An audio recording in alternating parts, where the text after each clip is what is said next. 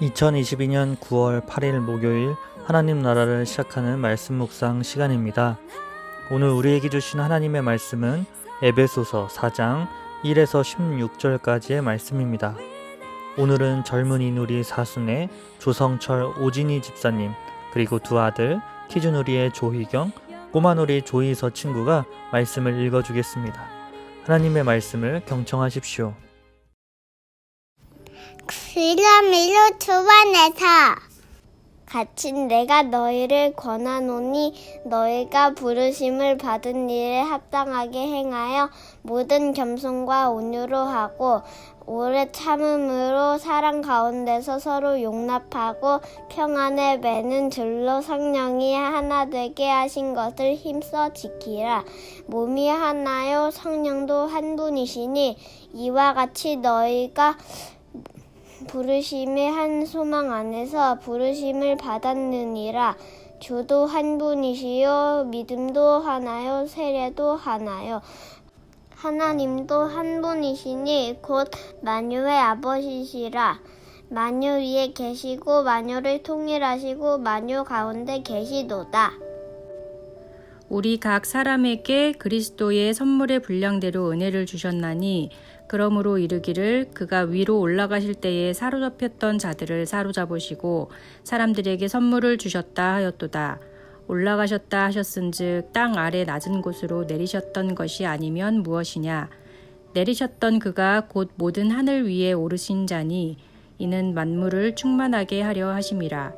그가 어떤 사람은 사도로, 어떤 사람은 선지자로, 어떤 사람은 복음 전하는 자로, 어떤 사람은 목사와 교사로 삼으셨으니 이는 성도를 온전하게 하여 봉사의 일을 하게 하며 그리스도의 몸을 세우려 하심이라. 우리가 다 하나님의 아들을 믿는 것과 아는 일에 하나가 되어 온전한 사람을 이루어 그리스도의 장성한 분량이 충만한 데까지 이르리니 이는 우리가 이제부터 어린아이가 되지 아니하여 사람의 속임수와 간사한 유혹에 빠져 온갖 교훈의 풍조에 물려 요동하지 않게 하려 함이라. 오직 사랑 안에서 참된 것을 하여 범사에 그에게까지 자랄지라. 그는 머리니 곧 그리스도라. 그에게서 온 몸이 각 마디를 통하여 도움을 받음으로 연결되고 결합되어 각 지체의 분량대로 역사하여 그 몸을 자라게 하며 사랑 안에서 스스로 세우느니라. 아멘. 오늘 말씀은 에베소서 4장으로 에베소서의 후반전이 시작되었습니다. 전반전에서는 지금까지 하나님의 비밀의 경륜, 즉 예수님을 통해 행하신 하나님의 구원과 성도들이 누릴 복에 대해 쭉 설명하므로 우리가 바로 교회로 부르심을 받았다는 사실을 알려주었습니다. 그렇기에 교회로 부름받은 우리가 어떻게 살아야 하는지를 4장부터 강력한 명령법으로 이야기하고 있습니다. 사도 바울은 우리가 부르심을 받은 일에 합당하게 행하라고 이야기합니다.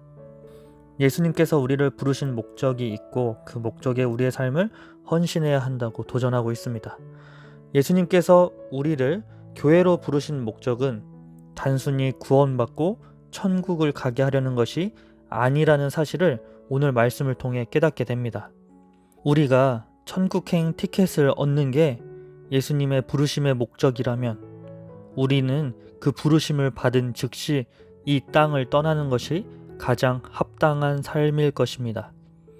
그러나 그 부르심을 받은 우리가 여전히 이 땅에 살아 있습니다. 그 부르심에 합당한 삶이 무엇인지 오늘 말씀을 통해 우리에게 전하고 있습니다. 사도 바울은 바로 그 부르심의 목적을 하나됨이라고 설명합니다. 오늘 말씀 3절에 성령이 하나 되는 것을 힘써 지키라 명령합니다. 하나 되는 것, 그 전절 2절 말씀에 보면 모든 겸손과 온유로 하고 오래 참음으로 사랑 가운데서 서로 용납하라. 서로 용납하라고 권면하고 있습니다. 사도 바울이 이렇게 강력하게 명령하는 이유는 하나 되는 것, 서로 용납하는 것이 쉽지 않기 때문일 것입니다. 아니, 어려운 일이기에 이렇게 강하게 이야기하는 것일지도 모르겠습니다.